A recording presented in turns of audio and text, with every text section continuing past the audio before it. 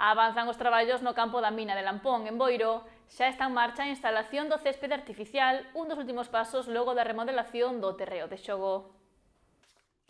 Renovar o campo da mina en Lampón era unha tarefa pendente que o Concello de Boiro está a piques de tachar da lista. As obras seguen a avanzar despois da nivelación do terreo de xogo e a aplicación do pavimento á base de aglomerado asfáltico. Esta semana arrancou tamén a instalación do tapiz do céspede artificial. Esta mañá, o alcalde do municipio, José Ramón Romero, e os concelleiros Luís Ruiz e Marcos Fajardo desplazáronse ata o campo para supervisar os traballos. Unhas obras que estaban avanzando, últimamente están avanzando a gran ritmo. A primeira fase pois foi adecentar o que é o terreo de xogo, sacando aqueles desniveles, había uns desniveles importantes. Pensemos que este é un campo de terra, un campo de áridos, sacar os desniveles, despois proceder pois, ao que é o drenaje todo do propio campo, ca implementación de tuberías, e despois, foi preparar para facer o asfalto. Parte dos traballos que xa se completou hai semanas xunto con outras fases.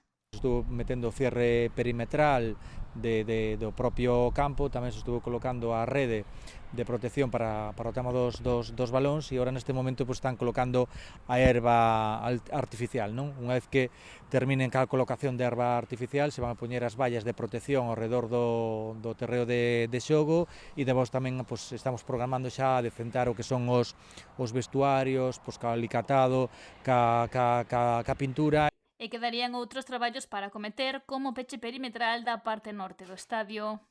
Recebar os muros e proceder ao pintado, e tamén estamos traballando xa para o tema da energía eléctrica, que vai ser tamén algo importante, non? Esperemos que dentro duns meses pois podamos xa ter finalizado este campo de fútbol, e que o Sporting de Lampón, que é o que utiliza este campo, poda iniciar pois a temporada pois xa neste campo.